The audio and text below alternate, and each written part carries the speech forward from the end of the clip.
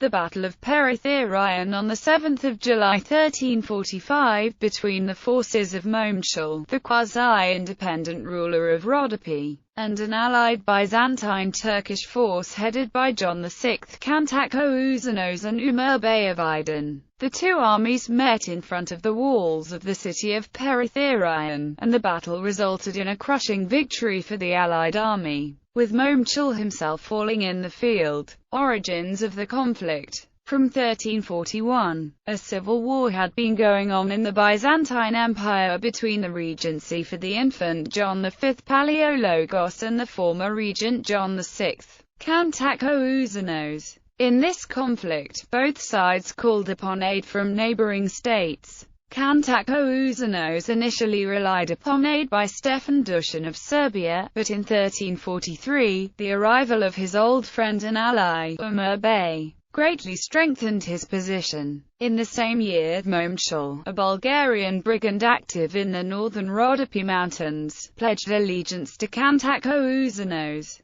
He was rewarded with the title of Sebastokrator and given the governance of the region of Merope, stretching from east of the Nestos River to the vicinity of Komotini. In the next year, however, Umur Bey was forced to withdraw with his forces to Anatolia, and Momchil defected to the regency's side, for which he was rewarded with the title of despots. He began raiding the lands still loyal to Kantakouzenos and harassing the small Turkish forces left to Kantakouzenos, achieving a small victory when he burned a number of their ships at Porto Largo. By the time Umur returned in force in spring 1345, Momchil, taking advantage of his position in the no-man's land between the warring Serbian, Bulgarian and Byzantine states, had established himself as a virtually independent prince in the area of the Rhodope. The battle. In late spring of 1345, Umur arrived again at Thrace with a force of reputedly 20,000 men.